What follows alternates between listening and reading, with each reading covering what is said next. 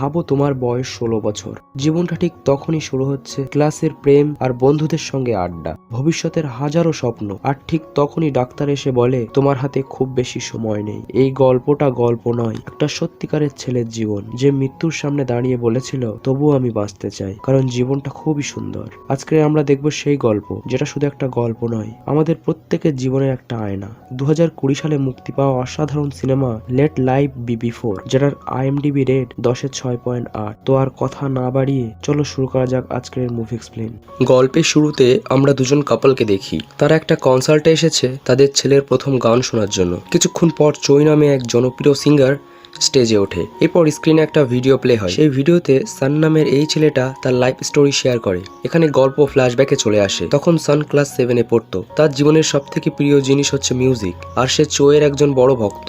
এছাড়াও সে একটা middle class ফ্যামিলির ছেলে। তার বাবা মিস্টার লিথান একজন সাধারণ চাকরিজীবী, তবে সে খুবই গ্যাজেট প্রেমী। প্রায় নানা রকমের ইলেকট্রনিক ডিভাইস কিনে আনে, আর এই ফালতু খরচের কারণে তার স্ত্রী সুমি তাকে অনেক কথা শোনায়। এমন সময় সান একটা গিটার নিয়ে বাড়িতে ঢোকে। সানের মা জিজ্ঞাসা করে এটা কোথায় পেলে। সান জানায় তার এক বন্ধুর বড় ভাইয়ের কাছ থেকে অর্ধেক দামে নিয়ে এসেছে। এরপর দেখা যায় সান ঘরে ঢুকে গিটার বাজানোর প্র্যাকটিস করছে। পরদিন সে স্কুলে সেই গিটারটাই নিয়ে আসে, কিন্তু ক্লাসে সেটা বাজানো শুরু করলে ইউন নামে একটা মেয়ে রেগে যায়। আসলে ইউন এই ক্লাসের মনিটর। তখন সান টিচারকে না বলার জন্য ইউনকে রিকোয়েস্ট করে। ইউন তার কথা শুনে টিচারকে কিছুই জানায় না। তাই ছুটির পর সান তাকে ধন্যবাদ দিয়ে চলে যায়। তাকে এমন খুশি দেখে ইউন একটু মুচকি হাসে। সেদিন তাদের স্কুলে কালচার ফেস্টিভ্যালের অডিশন নেওয়া হচ্ছিল। সান পারফর্ম করার আগে করিডোরে প্র্যাকটিস করে। এদিকে তার অসাধারণ গলার গান সবাই মুগ্ধ হয়ে শুনছিল। এমন সময় হঠাৎ সে জ্ঞান হারিয়ে মাটিতে পড়ে যায়। কিছুক্ষণ পর তার জ্ঞান ফিরে আসলে সে দেখে তাকে হসপিটালে নিয়ে আসা হয়েছে। সেখানে চেক আপ করার পর ডক্টর জানায় সানের লিউকেমিয়া হয়েছে। তাকে সুস্থ করার জন্য বোন ম্যারো ট্রান্সপ্ল্যান্ট করতে হবে। বোন ম্যারো হচ্ছে হাড়ের মধ্যে থাকা টিস্যু, যার কাজ ব্লাড সেলস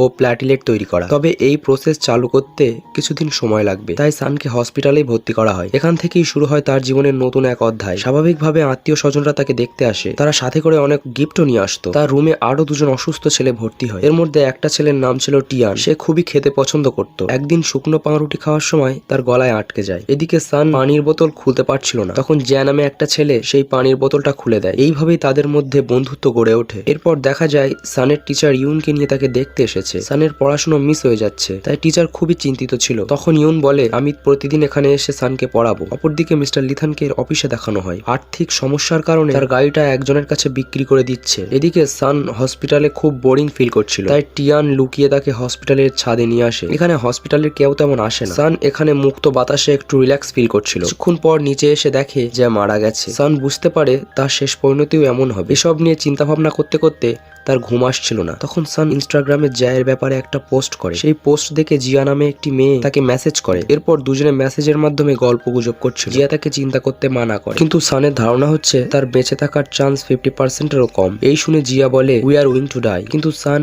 এই ইংলিশ লাইনটার মানে বুঝতে পারে না। তাই পরদিন গুগলে ট্রান্সলেট করে দেখে সেই লাইনের অর্থ হচ্ছে আমরা মৃত্যুর জন্য এখনো অনেক ছোট। এরপর সে দেখে তার বাবা একটা নতুন গিটার কিনে এনেছে, কারণ আগের গিটারটা করিডোরে পড়ে ভেঙে গিয়েছিল। নতুন গিটার পেয়ে সান খুবই খুশি হয়। জিয়াকে মেসেজ করে বলে সে আজকে খুবই আনন্দিত। জিয়া জানতে পারে সানের স্বপ্ন হচ্ছে বড় একটা কনসার্টে তার নিজের লেখা মিউজিক প্লে করবে। এরপর সে গিটার প্র্যাকটিস করতে ছাদে চলে আসে। টিয়ানকে জানায় সে একটা নতুন ব্যান্ড তৈরি করার কথা ভাবছে। তখন সেখানে একটা অসুস্থ মেয়ে চলে আসে। তাকে ধরার জন্য সান দৌড় দেয়। এদিকে কিম নামে একটা ছেলেকে দেখানো হয়। সে ছাদে এসে গেম খেলতো। সানদের চেঁচামেচি শুনে সে খুব রেগে যায় এবং তাদের সাথে খুব বাজে ব্যবহার করে।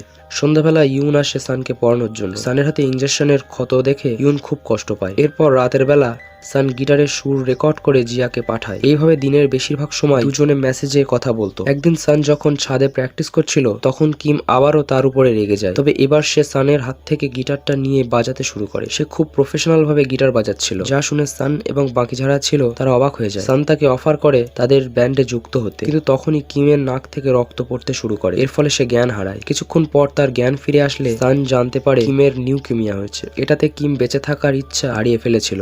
রাতের বেলা জিয়া তাকে জিজ্ঞাসা করে তোমার ব্যান্ডের নাম কি রেখেছো? সান জানায় সে এই ব্যাপারে এখনো কিছু ভাবেনি। এদিকে ডক্টর সানের বাবা মাকে জানায় দ্রুত সানের চিকিৎসা করতে হবে। চিকিৎসার সময় সানের শরীর আরো দুর্বল হয়ে যাবে, তাই আরো ভালোভাবে তার দেখাশোনা করতে হবে। এর পরদিন তারা ছাদে বসে আড্ডা দিচ্ছিল। আজকে ইউন এসেছে তাদের ব্যান্ডে যুক্ত হওয়ার জন্য। সান তার এই ছোট্ট ব্যান্ডের নাম রাখে we are wing to die, মানে জিয়া নামে সেই মেয়েটি যে কথাটি বলেছিল। এরপর সবাই খুব আনন্দ করে এই সুন্দর সময়গুলো পার করে। ইউন তার ক্যামেরাতে এই মুহূর্তগুলোর ভিডিও করে রাখছিল। এরপর দিন থেকে সানের ট্রিটমেন্ট শুরু হয়ে যায়, যেটার কারণে সানের শরীর খুব দুর্বল হয়ে পড়ে। সান জিয়াকে মেসেজ করে জানায় তার একদম ভালো লাগছে না, এছাড়াও তার চুলগুলো ধীরে ধীরে পড়ে যাচ্ছে। এটা শুনে জিয়া তার জন্য একটা পার্সেল পাঠায়। সান দেখে তার জন্য অনেকগুলো টুপি উপহার হিসেবে পাঠিয়েছে। এই দেখে সে একটু মুচকি হাসে। পরদিন নার্স এসে বলে তার চুলগুলো সম্পূর্ণ ফেলে দিতে হবে। এই শুনে সান অনেক কষ্ট পায়, সে তার চুলগুলো ফেলতে চায় না। সানের মা তাকে হাসির গল্প শোনায় মন ভালো করার জন্য, কিন্তু সান উল্টো তার মায়ের উপরে রেগে যায় আর বলে আমাকেই কেন অসুস্থ হতে হলো, এখনো আমার পুরো লাইফ বাকি। এটা শুনে তার মা সুমি ইমোশনাল হয়ে তার উপরে চেঁচামেচি করে। সে নিজেও সানের চুল ফেলতে চায় না, কিন্তু চিকিৎসা করতে হলে চুলগুলো ফেলতেই হবে। এই বলে সে বাইরে চলে আসে। তখনই সানের বাবা সানের সঙ্গে দেখা করতে আসে। সান তার বাবাকে জড়িয়ে ধরে কান্না করতে থাকে। সানের বাবাও তার চোখের জল ধরে রাখতে পারে না। এদিকে সুমিও বাইরে বসে কান্না করছিল। অবশেষে সানের চুলগুলো কেটে ফেলা হয়। এরপর থেকেই নিয়মিত তাকে থেরাপি দেওয়া হতো। কিছুদিন পর ইউন তাকে দেখতে আসে। তখন সান তার গিটার নিয়ে ব্যস্ত ছিল। ইউন পিছন থেকে সানের একটা ছবি তুলে রাখে। এরপর দুজনে ছাদে চলে আসে। সেখানে কিম গেম খেলছিল। সে সানকে দেখে বুঝতে পারে তার থেরাপি শুরু হয়ে গেছে। তখন কিম বলে আমার থেরাপি অনেক আগে থেকেই শুরু হয়ে গেছে। সান এখন জানে কিমের কেমন অনুভূতি হয়। এরপর দুজনে বসে কথা বলে। কিম একসময় একটা ব্যান্ডে যুক্ত ছিল। সেই ব্যান্ডে সে পিয়ানো বাজাতো। একদিন রিহার্সেল করতে গিয়ে দেখে তার বদলে নতুন একজনকে নেওয়া হয়েছে। সেটা দেখার পর কিম খুব কষ্ট পেয়েছিল। তার ধারণা যেহেতু সে খুব দ্রুত মারা যাবে, তাই ব্যান্ড থেকে তাকে বার করে দেওয়া হয়েছিল। সান বলে আমাদের এই ব্যান্ড তোমাকে কখনোই বাইরে বার করে দেবে না, কারণ আমরা বেঁচে থাকবো এবং মিউজিকের মাধ্যমে পুরো বিশ্বকে জয় করব। তার এই কথা শুনে কিম খুব মোটিভেট হয়। এর পরদিনই তাদের ব্যান্ডে যুক্ত হয়ে যায়। দেখা যায় তার পিয়ানোটা ছাদে এনে বাজানো শুরু করেছে। এরপর টিয়ানের জন্য একটা ছোট ড্রাম বানিয়ে দেওয়া হয়। তারা সবাই মিলে খুব মজা করে। সান এই মুহূর্তগুলো বেশ উপভোগ করছিল। এর পাশাপাশি জিয়াকেও মেসেজ করে তার আনন্দ ভাগ করে নেয়। এইভাবে প্রতিদিন তারা ছাদে এসে প্র্যাকটিস করে। অপরদিকে ডক্টর সানের মাকে জানায় সানের ট্রান্সপ্লান্টের জন্য ডোনার পাওয়া যাচ্ছে না। কথা শুনে সুমি অর্থাৎ সানের মায়ের মন খুব খারাপ হয়ে যায়। লিথান কাজ শেষ করে হসপিটালে আসে। সুমি তাকে জানায় সানের চিকিৎসা করার জন্য আরো টাকার প্রয়োজন। তাদের গাড়িটা বিক্রি করে দেওয়ার পরও টাকার কমতি হয়ে গেছে। তাই সে লিথানকে টাকার ব্যবস্থা করতে বলে, কারণ লিথান অনেক লোকের কাছ থেকে টাকা পায়। এসব বিষয় নিয়ে সুমি রাগান্বিত হয়ে ঝগড়া করে এবং বলে আমাদের উচিত আরো একটা সন্তান নেওয়া। এমন সময় সান এসে তাদের কথা শুনে ফেলে। তবে সে রাগে না, উল্টো হাসি মুখে বলে আমার একটা ছোট বোন চাই, তবে এরপর আমাকে দূরে ঠেলে দিলে হবে না। সুমি তাকে জড়িয়ে ধরে বলে তোমাকে সবসময় ভালোবেসে যাব। এরপর সুমি তাদের বাড়িটা বিক্রি করার সিদ্ধান্ত নেয়। যদিও এই ঘরের প্রতিটা কোনায় তাদের স্মৃতি জড়িয়ে আছে।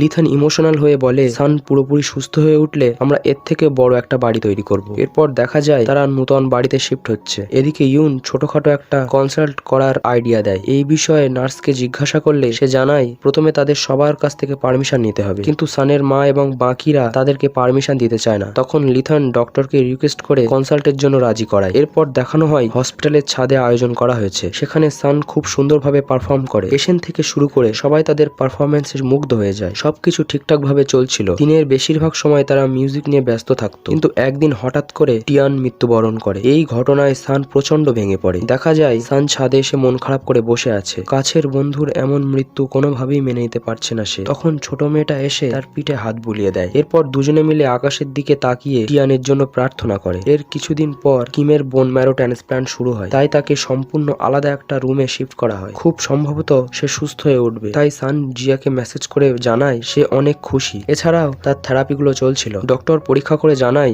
তার শরীরের অবস্থা আগের চেয়ে ভালো, চাইলে কিছুদিনের জন্য বাইরে থেকে ঘুরে আসতে পারে। এটা শুনে সুমি আর লিথান অনেক আনন্দিত হয়ে যায়। এরপর তারা হসপিটাল থেকে বাড়িতে নিয়ে আসে। সানদের এই নতুন বাড়িটা আগের বাড়িটার তুলনায় অনেক ছোট, তবে সান দেখে তার বাবা তার রুমটা আগের মতোই রাখার চেষ্টা করেছে। তারা বলে আগের বাড়িটা থেকে হসপিটাল অনেক দূরে, তাই কিছুদিনের জন্য এখানে শিফট হয়েছে। সান সুস্থ হয়ে গেলে নতুন বাড়িতে চলে যাবে, অর্থাৎ আগের বাড়িটা বিক্রি করে দেয়নি। সান জিয়াকে মেসেজ করে বলে সে তার আগের বাড়িটা খুব মিস করছে। পরদিন সুমি তাকে স্কুলে দিতে আসে। সান তখন জিয়াকে জানায় সে খুব নার্ভাস ফিল করছে। এরপর স্কুলে ব্রেক টাইমে এক জায়গায় তাকে চুপ করে বসে থাকতে দেখা যায়। তখন ইউন এসে একটা ইয়ারফোন তার কানে দেয়। এইভাবে দুজন একসাথে মিউজিক শোনে। টিফিন টাইমে সানের বন্ধুরা খুব সুস্বাদু খাবার খাচ্ছিল, কিন্তু সানকে শুধু সবজি খেতে হয়। এই কারণে সে খুব মন খারাপ করে এবং জিয়াকে মেসেজ করে এ বিষয়ে বলে। এইভাবে জিয়াকে তার মনের আরো অনেক কথা জানায়, কিন্তু জিয়া তার কথায় কোনো উত্তর দিচ্ছিল না। একদিন সুমি তার জন্য একটা পবিত্র তাবিজ নিয়ে আসে। তার বিশ্বাস এর মাধ্যমে তার ছেলে দ্রুত সুস্থ হয়ে যাবে। যদিও সে জানে সৃষ্টিকর্তার ইচ্ছা ছাড়া এটা কখনোই সম্ভব নয়। তখন সান তার মাকে বলে আমার একটা অনলাইনে ফ্রেন্ড কিছুদিন যাবত কোনো রিপ্লাই করছে না, মনে হয় সে আমার উপরে রেগে আছে। সুমি বলে এমন কিছু না, হয়তো সে ব্যস্ত। সান তার সেই তাবিজটা একটা খামের ভিতরে ভরে জিয়ার অ্যাড্রেসে পাঠিয়ে দেয়, কারণ জিয়া একবার তাকে বলেছিল সে খুব অসুস্থ। এইভাবে আরো কিছুদিন পার হয়ে যায়, জিয়া এখনো তাকে রিপ্লাই করেনি। স্কুলে করিডোরে সান আবারও অজ্ঞান হয়ে যায়। ডক্টর সানের বাবা মাকে জানায় সানের হঠাৎ করে শরীর দুর্বল হয়ে পড়েছে, এর ফলে আগের থেকেও শরীরের অবস্থা আরো খারাপ হয়ে গিয়েছে। এটা শুনে সুমি প্রচন্ড কান্না করতে থাকে। ডক্টরকে বলে শখের বাড়িটা পর্যন্ত বিক্রি করে দিয়েছি, প্রয়োজন হলে আরো চেষ্টা করবেন, তবু যেন আমার ছেলেটা বেঁচে থাকে। কিন্তু ডক্টরের কিছুই করার নেই, সবকিছু এখন ভাগ্যের উপর নির্ভর করছে। সেদিন শহরে প্রচন্ড বৃষ্টি হচ্ছিল, সেই বৃষ্টির মধ্যে ইউন হসপিটালে চলে আসে। এসে দেখে এখনো সানের জ্ঞান ফেরেনি। এখানে আমরা সেই পবিত্র তাবিজটা ইউনের কাছে দেখতে পাই, অর্থাৎ সেই জিয়া নামের ফেক অ্যাকাউন্ট দিয়ে সানের সাথে ইউনই কথা বলতো, যাতে তার মনোবল ধরে রাখতে পারে। সান যাতে দ্রুত জ্ঞান ফিরে পায়, এজন্য ইউন তার জন্য প্রার্থনা করে। এরপর থেকে প্রায় সময় সান অজ্ঞান হয়ে যেত এবং কয়েকদিন পর জ্ঞান ফিরে পেত। এইভাবেই তার দিন কাটছিল। একদিন তার বাবা এসে দেখে সে এখনো ব্রেকফাস্ট করেনি। এর কারণ জিজ্ঞাসা করলে সান বলে তার খুবই স্টিম বান খেতে ইচ্ছা করছে। লিথান বলে মার্কেট থেকে এনে দেব, কিন্তু সুমি তার উপর রেগে যায়, কারণ বাইরের কোনো কিছু খাওয়া তার জন্য ক্ষতিকারক হতে পারে। সে তার জন্য ঘরোয়া উপায় এক ধরনের চা বানিয়ে দেয়, এটা খেলে সানের উপকার হবে। এর কোনো স্বাদ নেই, তবুও সানকে এটা খেতে হয়। এরপর দেখানো হয় ইউন সানের জন্য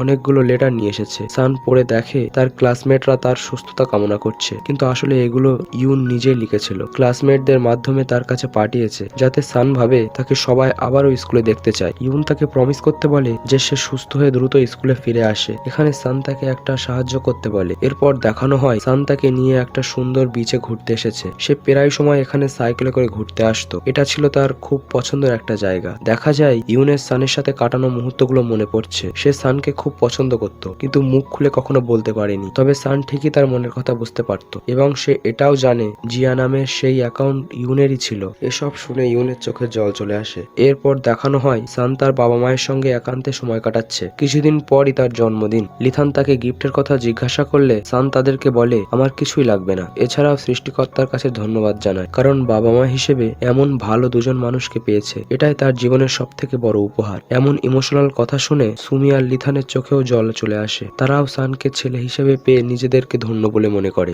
এই সুন্দর মুহূর্তটাই ছিল সানের শেষ দিন। সে তার জন্মদিন পর্যন্ত বেঁচে থাকতে পারেনি। সান মারা যায়। তার মৃত্যুর বেশ কয়েকদিন পার হয়ে গেলেও সুমি এখনো তার শোক কাটিয়ে উঠতে পারেনি। সানের এভাবে চলে যাওয়া সে কোনোভাবে মেনে নিতে পারছিল না। লিথান স্ট্রিমবার নিয়ে এলে সুমি সেগুলোকে ফেলে দেয়, কারণ সান এটা খুব পছন্দ করত। তাকে ছাড়া এগুলো গলা দিয়ে নামবে না। এরপর দেখা যায় লিথান সানের সাইকেলের পাশে বসে কান্না করছে। এদিকে সুমি সানের রুমে এসে তার স্কুল ড্রেস গুলো বুকে জড়িয়ে ধরে কান্না করতে থাকে। সে সানকে খুব মিস করছিল। দেখা যায় সে ঘুমের ওষুধ খেয়ে নিজের জীবন শেষ করার সিদ্ধান্ত নিয়েছে। কিন্তু তখনই কলিং বেল বেজে ওঠে। দরজা খুলে দেখে ইউন একটা পার্সেল নিয়ে এসেছে। এটা সান মারা যাওয়ার আগে তার মায়ের কাছে পৌঁছে দিতে বলেছিল। এর সাথে একটা চিঠিও পাঠিয়েছে। সুমি ঘরে গিয়ে চিঠি পড়তে শুরু করে। সেই চিঠিতে সান লিখেছিল আমি তোমাদেরকে খুব মিস করছি, তবে এখন আর আমাকে ট্রিটমেন্টের কষ্ট ভোগ করতে হয় না, তাই আমার কথা ভেবে কষ্ট পেও না। এরপর সে তাদের কাছে তার শেষ ইচ্ছেটার কথা প্রকাশ করে। সেই পার্সেলের মধ্যে একটা পেন ড্রাইভ ছিল, যেখানে সানের তৈরি করা একটা গান রয়েছে। সানের ইচ্ছে সেই গানটা তার প্রিয় সিঙ্গার চুয়ের সাথে স্টেজে পারফর্ম করবে, তাই সেই পেন ড্রাইভটা চুয়ের কাছে পৌঁছে দিতে হবে। তাই এরপর দেখা যায় ইউন এবং ক্লাসের সকলে চুয়ের কাছে চিঠি পাঠানোর সিদ্ধান্ত নিয়েছে। এদিকে হসপিটালের ডক্টর, নার্স, এমনকি সেই বাচ্চা মেয়েটা পর্যন্ত চুয়ের কাছে চিঠি লিখে পাঠায়, যাতে চুই সানের তৈরি করা গানটা কনসার্টে প্লে করে। এছাড়াও কিম এখন সুস্থ হয়ে উঠেছিল, সেও চিঠি লেখে। সবাই সানের ব্যাপারে খুব ভালো ভালো কথা লেখে, কিন্তু সেগুলো চুয়ের কাছে পৌঁছায় না। এদিকে সানের বাবা মা আপ্রাণ চেষ্টা করছিল চুয়ের সাথে দেখা করার জন্য। দিন রাত সবসময় তারা শুধু চুইকে সেই পেন ড্রাইভটা দেওয়ার জন্য কাজে লেগে থাকে, কিন্তু চুয়ের সাথে দেখা করা অতটাও সহজ ছিল না। একদিন লিথান দেখে তাদের শহরে চুয়ের কনসার্ট হবে এবং এয়ারপোর্টে গেলে চুইকে সরাসরি দেখতে পাবে। এখন লিথান আর সুমি তার সাথে দেখা করার জন্য এয়ারপোর্টে চলে আসে এবং সানের পার্সেল আর চিঠিগুলো চুইকে দিয়ে বলে এগুলো আমার ছেলে পাঠিয়েছে, দয়া করে এগুলো পড়বেন। রাতের বেলা চুই সেগুলো পড়তে শুরু করে। সান লিখেছিল এই চিঠি পাওয়ার অর্থ হলো আমি আর জীবিত নেই, তবে আমার স্বপ্ন ছিল আপনার সাথে এক